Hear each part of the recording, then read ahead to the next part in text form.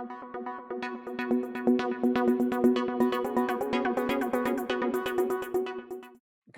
afternoon, everyone. It is our first Alexander Lloyd and Synchrony Law March 2022 Employment Law Update webinar.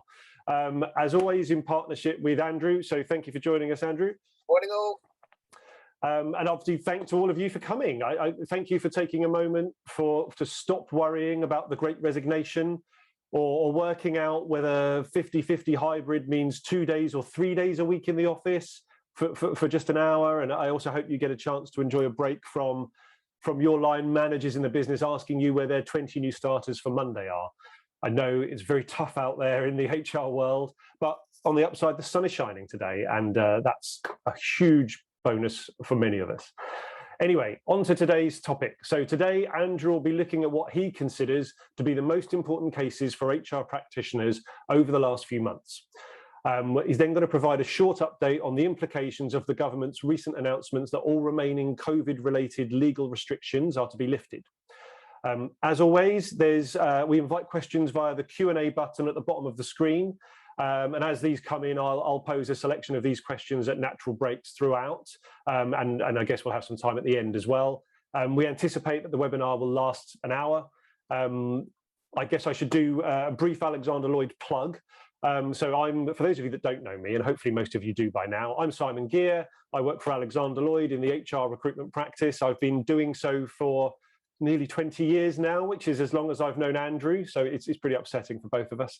But if you're considering your own opportunities, or equally, if you're looking to hire into HR at the mid to senior level across Surrey, Sussex, Kent or London, we've been doing it a long time, and we'd like to continue doing it for a long time. So we'd be pleased to help you. At the end of today's presentation, as you hit leave, you should be presented immediately with a pop-up which requests a very short amount of feedback. So please, if you could fill that in for us, it's really helpful. Lets us know how you found today, how you found the content, how you found the presentation, and helps us tailor our future content and material for you. So please do take 2 minutes. That would be wonderful. And that's pretty much everything from me, I think. So I guess I pass over to you, Andrew.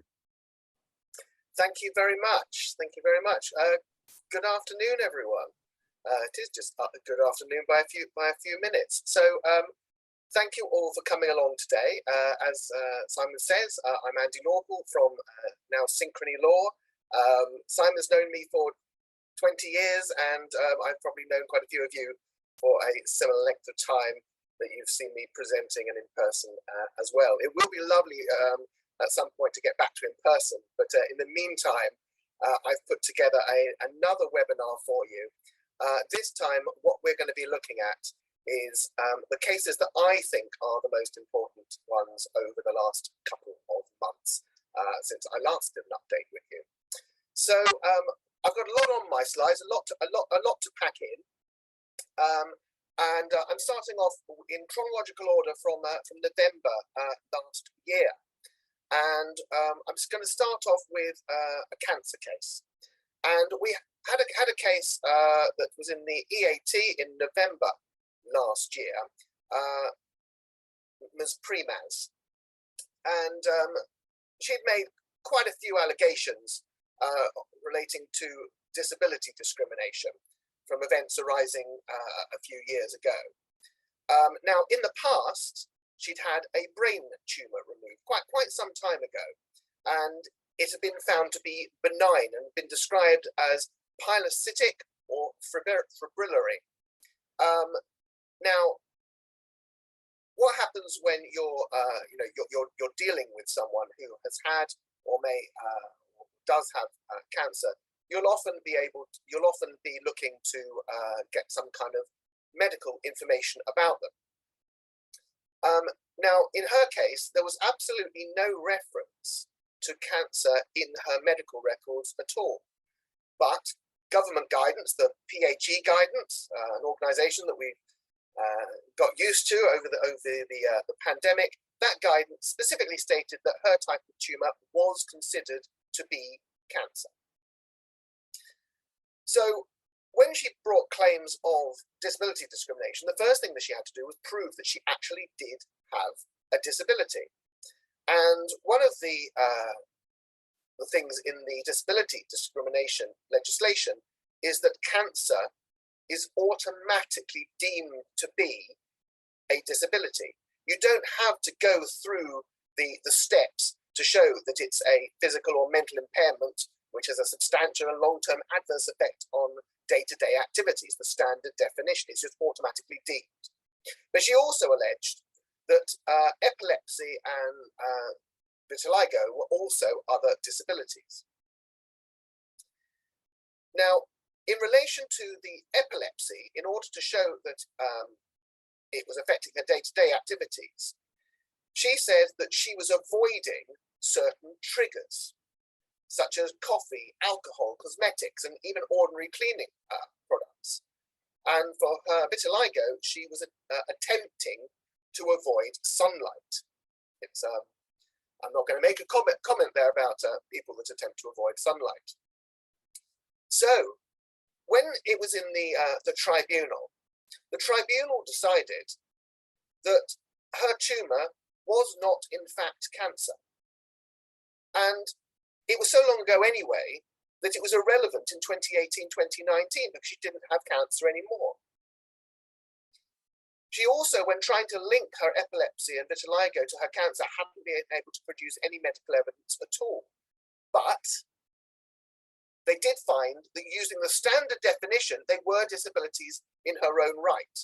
Because looking at the definition, was it affecting her day-to-day activities in a substantial and adverse way? They said, yes, look at her Spartan lifestyle. Look at her coping strategy.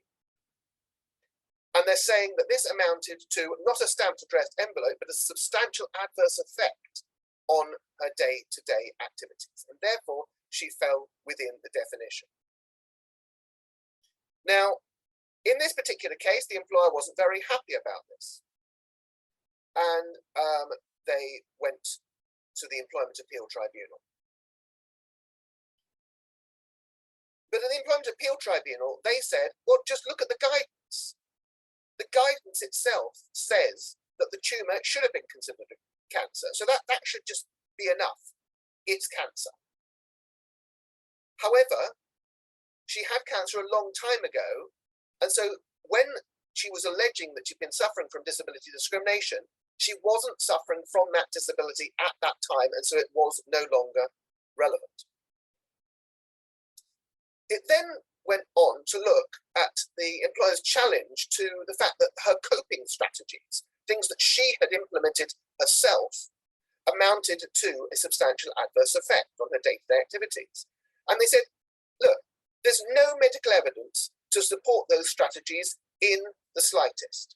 Not only that, she had actually been prescribed medication for her illnesses, and yet she had refused to take them. So she was actually ignoring medical advice and going down her own route to try and work out, well, what's best for me here.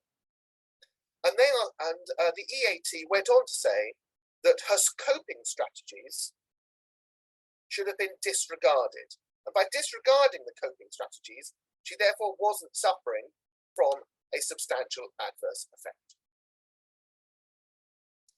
Moving on to another disability case about paranoid delusions. And this case is about Russians and Ukrainians. In this particular situation, Mr. Sullivan, as it says in the case, had a rather relaxed attitude to timekeeping, attendance, and record keeping throughout his 9 years' employment. We've all come across employees who have relaxed attitudes in some way or other to certain aspects of their role, but his was quite extreme. And after having had a very short relationship with a Ukrainian woman in 2013, he started suffering from paranoid delusions that he was being followed by a Russian gang. Now, in due course, due to his relaxed attitude, he ended up being dismissed in 2017, and he brought various claims, including disability discrimination. And once again, the employer challenged the fact that he was disabled at all. Did these paranoid delusions fit within the definition of disability. And before the Employment Tribunal, they succeeded. And they were able to prove that the delusions had only had an effect, had only had a substantial adverse effect on two separate occasions, once in 2013 and once in 2017, for several months on each occasion. Now, you may know that for a substantial adverse effect to be relevant in disability discrimination, it's got to last for at least 12 months or be likely to last at least 12 months. But at the same time, you are allowed to take into account the likelihood of a recurrence. But the tribunal found that back in 2013, if you looked at what was happening in 2013, they decided that the delusions at that time were not likely to recur. This was despite the fact that they had in fact recurred in 2017, but they said that was triggered by something completely and utterly different. It was nothing to do with the Russian gang. It was to do with discussions relating to his remuneration. And once again, they decided that once that was resolved, further recurrence, well, it wasn't likely to recur. So what they did is they looked at each occasion, was it likely to recur? And despite the fact that it did recur, they said it wasn't likely to. Well, it went up to both the Employment Appeal Tribunal, who dismissed the appeal, and then on to the Court of Appeal. And they both decided that the findings of the Employment Tribunal were perfectly fine. They were entitled to find that they weren't going to persist for at least 12 months, and they were unlikely to recur, and therefore they weren't long-term. And in turn, that meant that the individual wasn't disabled. The point of the last two cases that I want to raise is the fact that whether or not a disability is long-term, whether it's like something is likely to recur, whether it creates a substantial adverse effect, are all highly fact sensitive and very, very dependent on medical evidence, or indeed any absence of medical evidence. I remember myself defending a case quite a number of years ago now, where an individual was alleging that they had had epilepsy and that epilepsy was a disability. And yet they couldn't provide any evidence at all to show that the alleged epilepsy had any substantial adverse effect on their day-to-day activities. It's therefore very, very important to obtain as much medical evidence as possible, both when considering taking action against someone who you think might be disabled, and then in due course when you're defending claims by them. Because if they are alleging disability discrimination, they do have to prove that they are disabled. Otherwise, their claim will not get off the ground.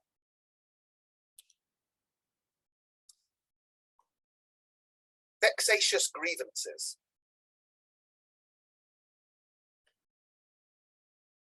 From time to time, people will have issues at work. And from time to time, they will raise them with HR, they'll raise them with their line manager, and then they'll just go quiet again. They won't take it any further. It might be because it's not particularly important to them, or it might be because they don't want to rock the boat. But whatever the reasons are, if someone raises issues and then raises them again, it is a concern, because it means that there is something that has not been resolved. And what happened in this case is where grievances were not resolved. Now,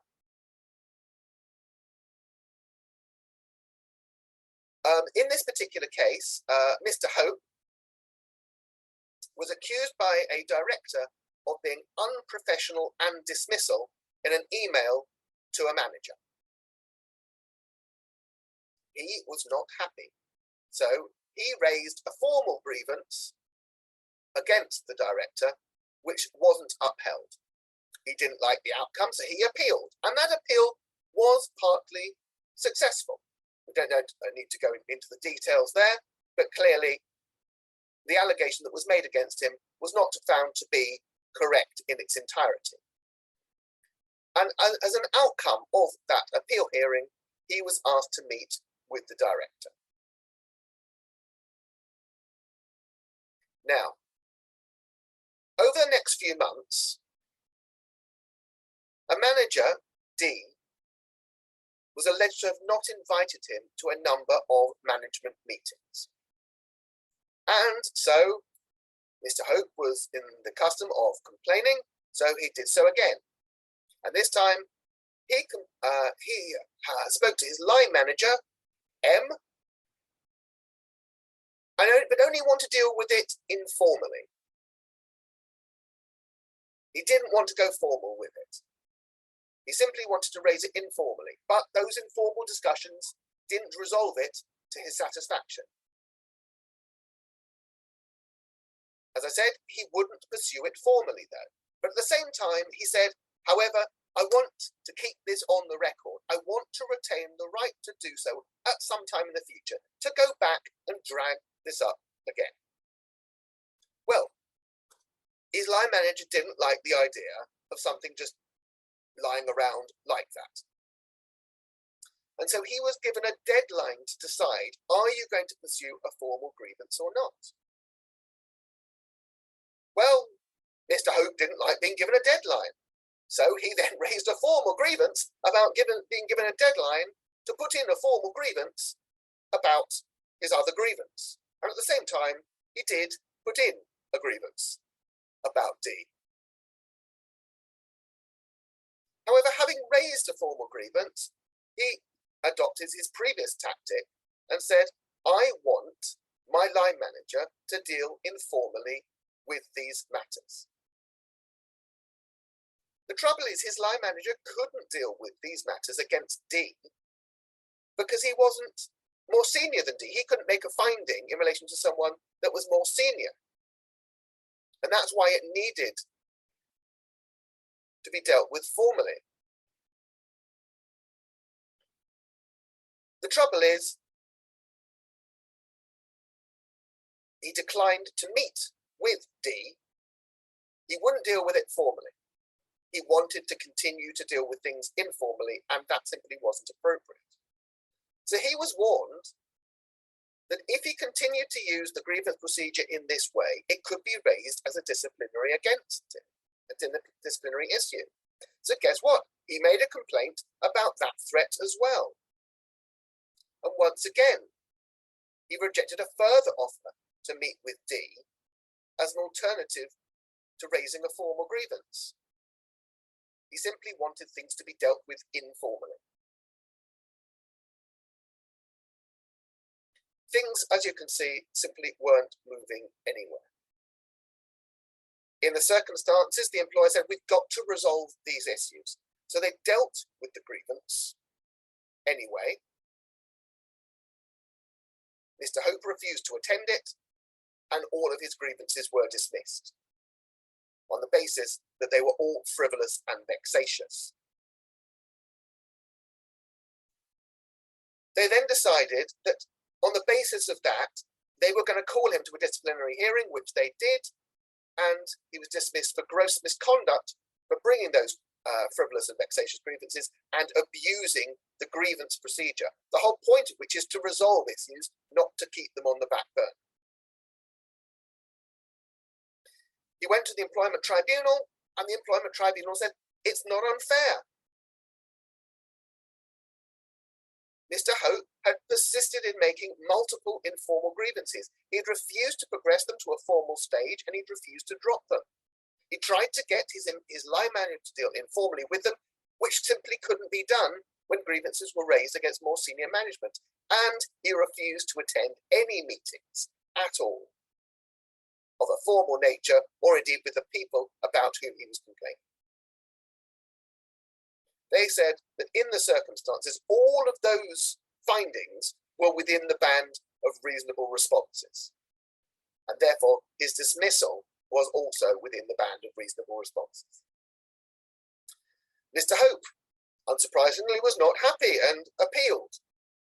And the EAT dismissed the appeal. And what it did was, it said, okay, let's look at the reason for dismissal. What is the reason for dismissal? You may know that there are 5 fair reasons for dismissal, the first one of which is conduct. Now, very interestingly, that reason is not misconduct, and it's not gross misconduct. It is simply conduct. You can dismiss for conduct, an individual's conduct, where it is reasonable in the circumstances. And they said in those circumstances, we don't even need to decide whether or not it's gross misconduct. Just was he dismissed because of his conduct, and was it reasonable to do so? And the EAT said, no employer should be expected to allow an individual to leave complaints unresolved. Their quote was, it's not a repository for, the grievance procedure is not a repository for complaints that can then be left unresolved and capable of being resurrected at any time at the behest of the employee. They also said it was completely reasonable to consider his repeated attempts to subvert that purpose that I've just mentioned of the grievance procedure as vexatious. Now, you may say that it can be quite a dangerous thing to take action against an individual who's already raised a load of complaints. But sometimes you do need to make that decision, bearing in mind the effect it is having on the workplace. In fact, only about 6 months ago, I was advising an employer in respect of an individual who made allegations of harassment against their manager and reported them to the police. The allegations, the police were in due course dismissed. The grievance itself was found to be vexatious, and then disciplinary action was commenced against the individual. That individual actually ended up resigning, which is a good result for the employer, but they could not allow that individual to remain there in those circumstances. The disciplinary action needed to be taken.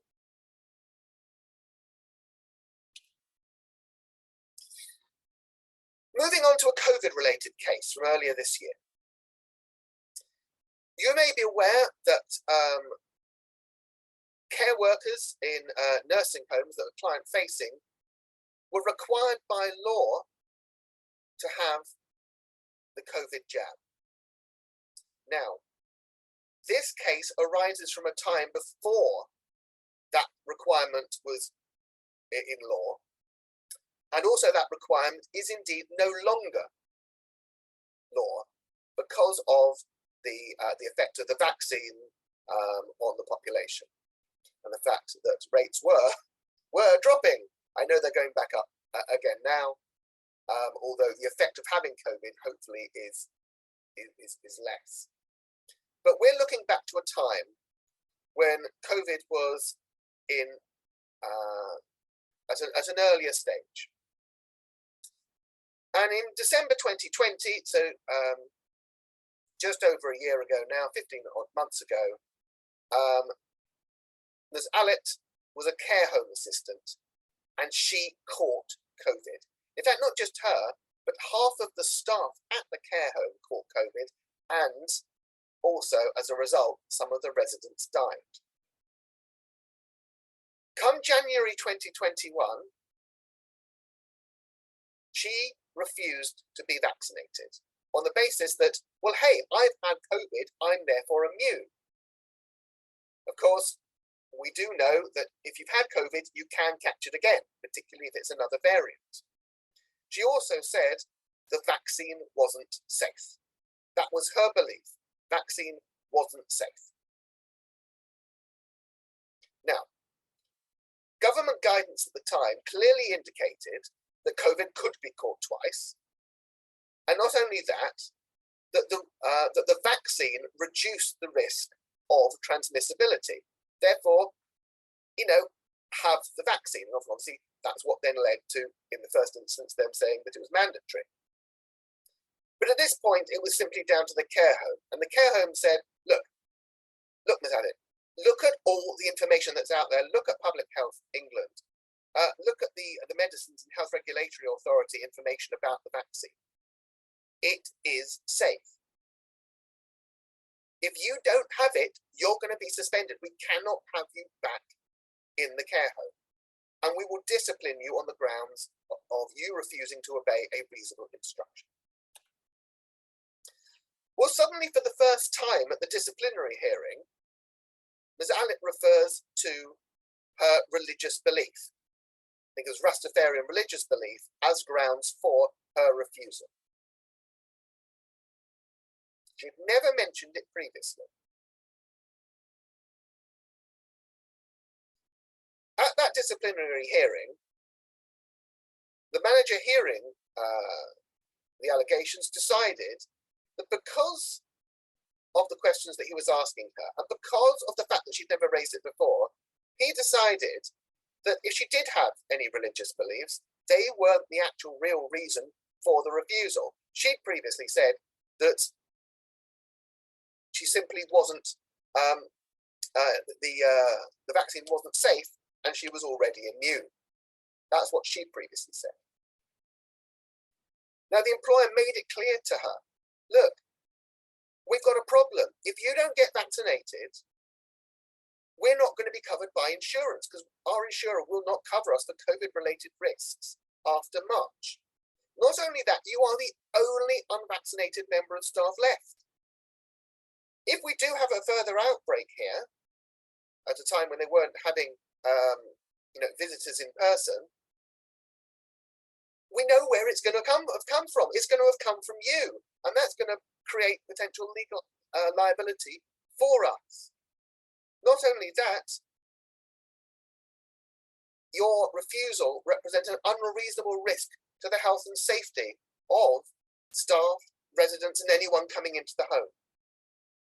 So in all the circumstances, we believe that it is reasonable to dismiss you. And they dismissed her, and her appeal against dismissal was also dismissed. Now, this has only gone to the Employment Tribunal so far. And in the tribunal, they said that her claims should be dismissed, both for unfair dismissal and wrongful dismissal. They said in all the circumstances, the vaccination requirement was a reasonable instruction. It was also reasonable for the employer to decide that a religious belief was not part of the reason for her refusal. They also, no, she raised human rights arguments. You can't force me to have a vaccination. That is an interference with my human rights. She's absolutely right. It is an interference with her human rights. But that's not the end of the story. You are allowed to interfere with someone's human rights if you have a legitimate aim. And their legitimate aim was to protect the health and safety of others. They weren't forcing her to have the vaccine. They were just saying, if you don't have the vaccine, you won't have a job. And the tribunal decided that a number of things were within the band of reasonable responses. The individual was arguing that you should have conducted an investigation into my religious beliefs and whether my religious beliefs actually do mean that I shouldn't have the vaccine. And the tribunal agreed with the employer and said, no, that's actually irrelevant. We don't believe whatever you say about your religious beliefs, that they're relevant in the slightest, because you never ever mentioned them until such time as you were at risk of being dismissed. To start off with, you said you were immune and the vaccine's not safe.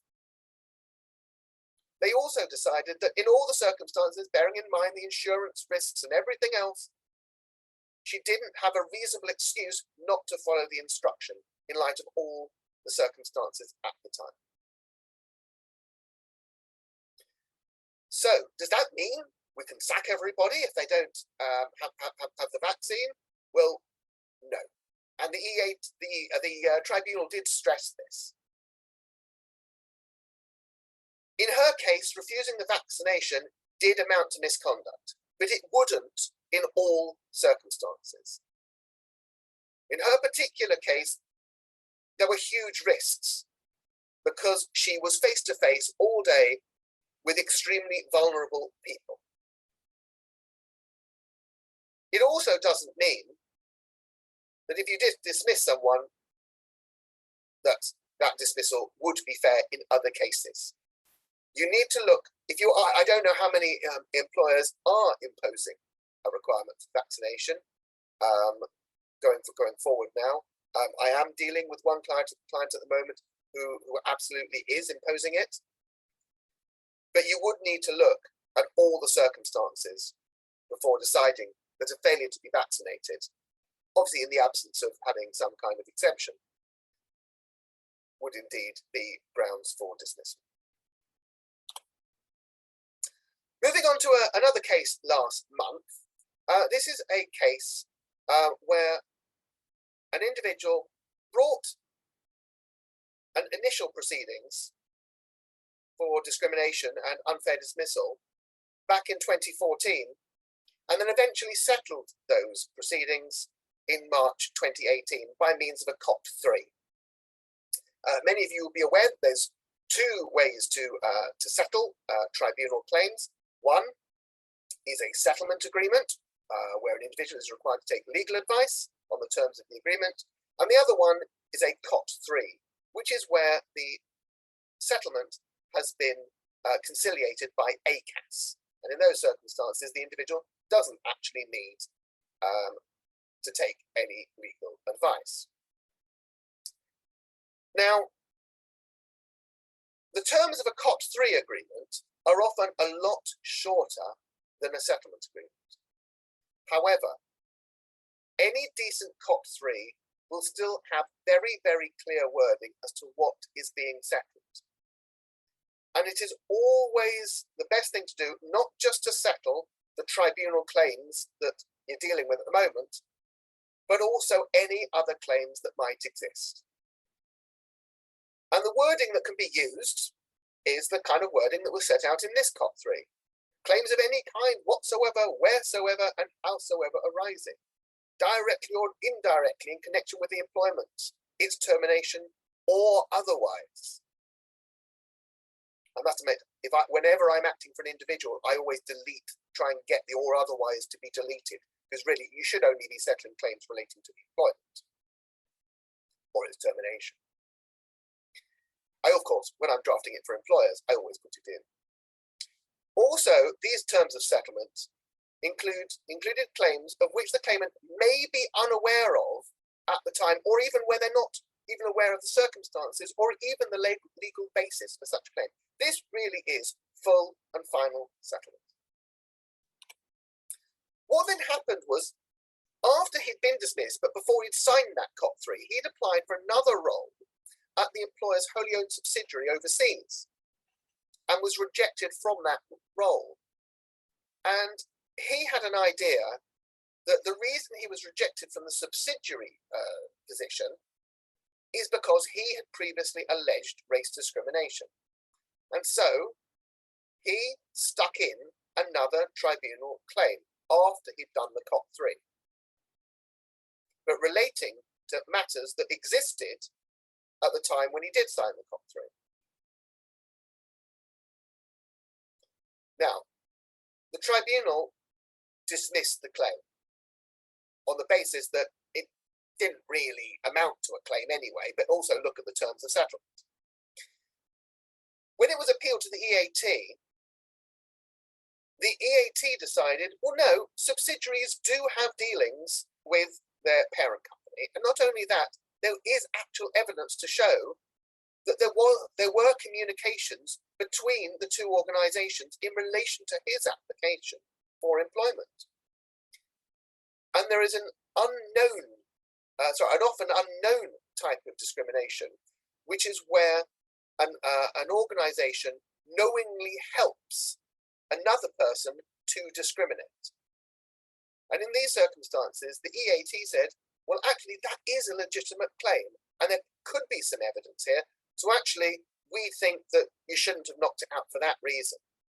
But they did go on to say, well, unfortunately, though, the individual did sign a very widely drafted terms of settlement. It was quite clear from those terms that he cannot bring any other proceedings whatsoever. And because of the very wide wording, it was actually completely irrelevant whether he'd been thought of bringing a claim at that time or whether he didn't have it in his mind. If you recall, the wording is so broad that it covered any potential claim, whether he thought about it or not. So in those circumstances, he couldn't proceed with his claim. From that, what I'd say to you is, do make sure that both your settlement agreements and your COP3s are very widely drafted in relation to what they're actually settling. Now, I'm moving on to a case now in relation to the rights of agency workers. And in this particular case, Mr. Coker has brought a number of claims against his employer, Angard Staffing Solutions, which have already been up through the courts and back down again and are now coming back up again. In this particular case, Royal Mail used Angard as an employment agency to provide them with agency staff. In fact, they even own Angard. And he saw in the post office a sign up which said, there are these vacancies available for internal candidates have priority. Now, he wasn't an internal candidate. He wasn't employed by the Royal Mail. He was employed by their agency. But he didn't like that. He didn't like the fact that he couldn't apply for those vacancies until they were advertised externally. He also didn't like the fact that he thought that he should have priority over any external applicants because he was employed by the agency. Now, you may be aware that the agency worker regulations provide agency workers with specific rights, and the specific rights that they have are to be informed of any relevant vacant posts and to be given the same opportunity as a comparable worker to find permanent employment with the hirer. So those are the two specific entitlements. Now, what the individual alleged and the employment tribunal agreed with him was, well, in order to implement these rights, there must be an implied right. Not only are you told about vacancies, but that you have the right to apply for them. And that when you do, clearly you're on equal terms with anybody else. Well, the agency didn't like that answer, and they appealed it to the EAT, and then it went up to the Court of Appeal when the appeal was dismissed. Because both the EAT and the Court of Appeal held that the individual only has the right to be informed of the relevant vacancies. They don't have the additional right to apply for those vacancies or even be considered for them. It is quite possible for you simply to tell agency workers, yeah, we've got some vacancy workers. Oh, I'm sorry, they've all been filled by internal candidates. And an example that the court gave was in a redundancy situation. What happens is, if an individual is at risk of redundancy, first stage, is their post redundant? Second stage, are they redundant? And to get to the second stage, you've got to look at the ability the availability of suitable alternative employment. And in those circumstances, potentially redundant staff have priority over anybody else. Now, if we were to imply a right here that you've got the same right to be considered alongside them, or even in priority to other candidates, then that would negate that statutory right of those potentially redundant individuals. And the courts held that if such a right was to exist, the right to be able to actually apply for any vacant post and to get it ahead of anybody else, then the legislation would have said it, and it doesn't. So it shows that the rights for agency workers are actually quite limited in relation to vacancies within the organisation at that time.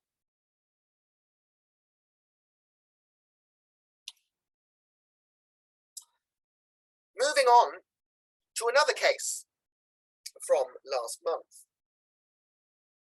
Pimlico Plumbers, Smith versus Pimlico Plumbers. Again, this is actually another case that went all the way up through the courts, came back down again to the employment tribunal, and is then now on its way back up again through the appeal courts for a different reason. So back in 2018, Mr. Smith, who had always been considered by Pimlico Plumbers to be an independent contractor and self-employed, he was able to show that he, in fact, had been a worker from 2005 to 2011.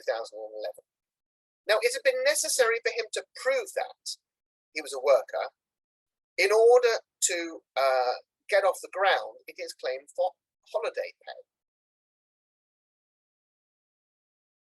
Now, because Pimlico Plumbers had always considered him to be an independent contractor, they said that he didn't have the right to paid holiday.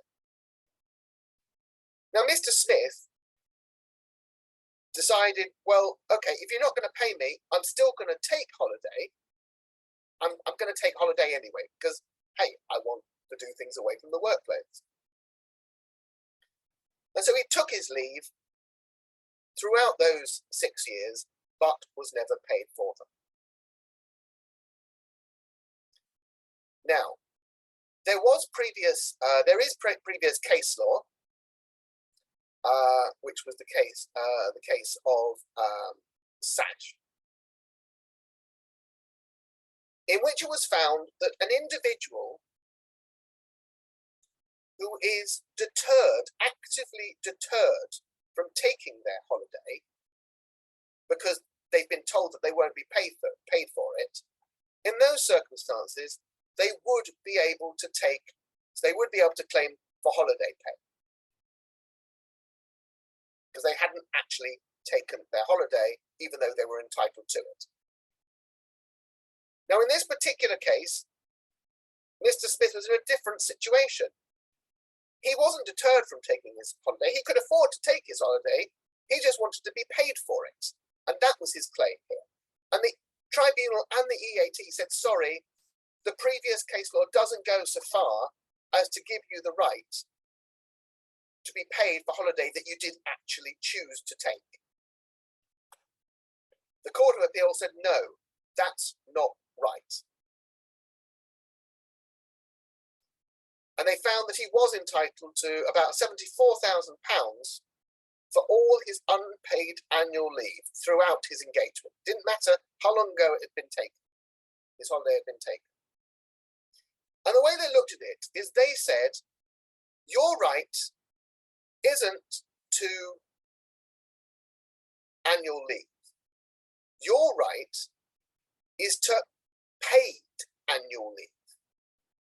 And if it wasn't paid, you haven't actually been able to exercise your right at all. And they said the right to be paid for accrued leave will only be lost in very few circumstances. It'll only be lost where the employer has specifically drawn attention to the individual. Look, you've got leave, you should take it.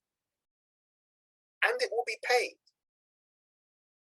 Not only that, the individual should be informed that, look, if you don't have paid leave, if you don't take your paid leave, you will lose it at the end of the leave year. Now, hopefully, all of your contracts of employment actually do say all of these things. They set out the right to holiday, they set out the right that it's paid.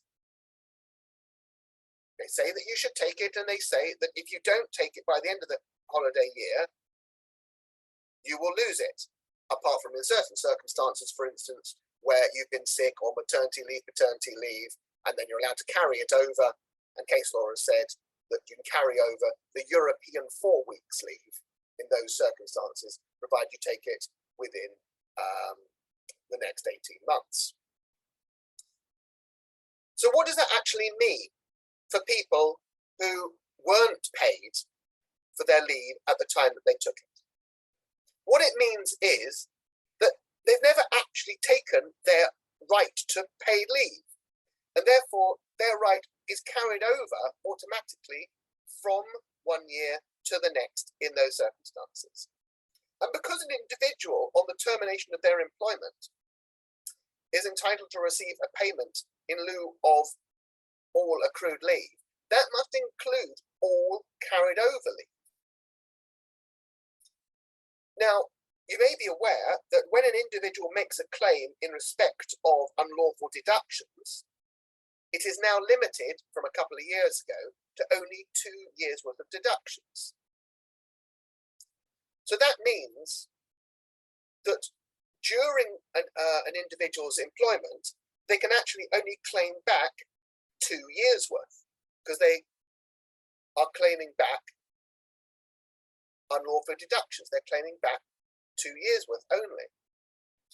However, once their employment is terminated, they are entitled to be paid in lieu of any accrued holiday that they haven't been paid for. At all. There's no 2-year limit at all. The only limitation is that the claim must be raised within 3 months of the termination of employment. Now, must emphasize, this case only relates to the first 4 weeks of leave per year. It doesn't relate to the additional 1.6 weeks that you're allowed under the working time regulations. But as you can see, what this does is this creates a significant historic liability, potentially. And particularly for employers who in the past have always said, you're a self-employed contractor, you're not a worker, you're not entitled to paid leave. Oh, yes, I am. You've also got an issue where an organisation has taken on a load of individuals under TUPE. And it could be that actually it was suggested that TUPE didn't apply because they weren't workers or employees, they were self-employed contractors. If, however, the individuals do carry on working, or even don't and just aren't allowed to carry on in the business, they could bring a claim under TUPE against the new employer, who was therefore, who at that point in time under TUPE has acquired all past liabilities, and said, look, my former employer never paid me for annual leave at the relevant time. I'm now entitled to it from you. So those of you who get involved in TUPE transactions, do make sure that relevant questions are asked in due diligence relating to any individuals like this, and if necessary, get warranties and indemnities in that regard.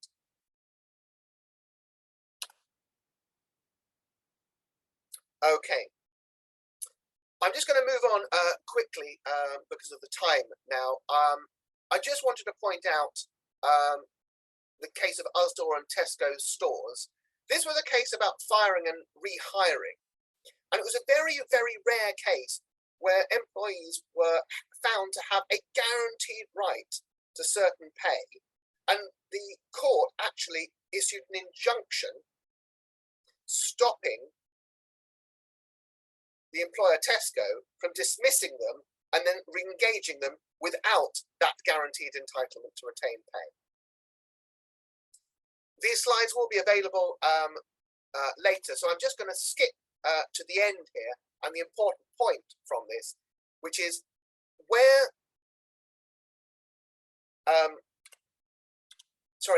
where you do guarantee individuals certain rights, certain payments, do make sure that the language used accurately reflects the intentions of the parties. A classic example is when you move offices and you might say, oh, look, and we will pay your travel to the new office, which we didn't have, because we know you're going to now incur greater travel costs. Please, please, if you want to put a long stop date on it, do that. Do put that it's only for 1 year or 2 years. Also, you might want the right to change things around in certain circumstances where things aren't applicable anymore, or situations have changed beyond all recognition. Build in flexibility to that permanent entitlement as well. And on fire and rehire, the government was thinking of changing the law on this. They asked ACAS to investigate and report, which they did, but they then decided last year, and they've repeated it last month, that they're not going to legislate to prevent fire and rehire practices. However, what they did do is they asked ACAS to publish updated guidance on fire and rehire, which they did in November last year. And ACAS's guidance talks about firing and rehiring, which I've always called the neutron bomb option, as an extreme step that can damage staff morale, trust, productivity, and working relations, risking legal claims, industrial action, and reputational damage. I'm not sure that that was read by P&O. Although P&O, interestingly, isn't a fire and rehire case. It's actually just firing one lot and rehiring a completely different lot of people.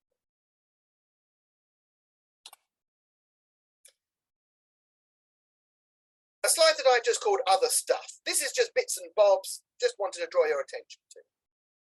ACAS has published some bereavement guidance last month, updated from previous guidance. It's got a bereavement policy in it as well. Obviously, a year or so ago, parental bereavement leave was introduced. This goes further. Is something you may wish to look at. Please be aware of all the new rates that are happening for various payments. The compensation limits in the tribunal are increasing on the 6th of April. The new rate for statutory purposes, so that's for statutory redundancy payments and unfair dismissal basic awards, is going up to £571, and the maximum potential award for unfair dismissal is going to be £93,878. National minimum wage hourly rates will go up on the 1st of April. The national living wage, the top rate, will be £9.50, and also the rates relating to sick pay and maternity pay, etc., will be going up, I believe, on the 11th of April as well. The Vento bans for injury to feelings awards, it usually goes up on the 6th of April as well. As far as I'm aware, we haven't yet been told what they're increasing to. Also be aware that right to work checks are changing. You will be aware that it is a criminal offence to employ somebody who does not have the right to live and work in the United Kingdom, but there is a statutory defence provided that you have checked certain documents and have kept a copy of them. You always used to have to keep them, to look at them in person and compare them with the individual. However, because of COVID, new rules came in, and those rules were going to expire on the 5th of April, but they have been extended to the 30th of September, which means that scanned documents and then checking the person's face by a video call will be permitted until the 30th of September. If you do that, after that end date, there is no retrospective requirement for you then to actually get the documents in person. As of the 6th of April, you're going to be able to check British and Irish citizens who've got valid passports under some new software called IDVT, in Identification Document Validation Technology. I believe that the reason that the other checks were extended to the 30th of September was to give you time to get used to this new type of online check and build up relationships with providers of these services, for which there is a fee, so that you can do everything online for certain individuals by the 30th of September. Do be aware the list of documentation that you can use, manual documents, is changing related to biometric passports. And also be aware that there is a revised code of practice on how to avoid discrimination when conducting these checks. Finally, the end of the beginning. The government announced its living with COVID strategy last month, and all remaining legal restrictions disappeared on the 24th of February, together with all self-isolation payments.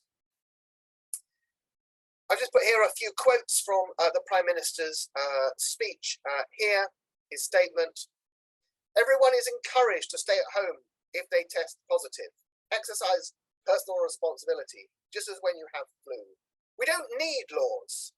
Be responsible to one another.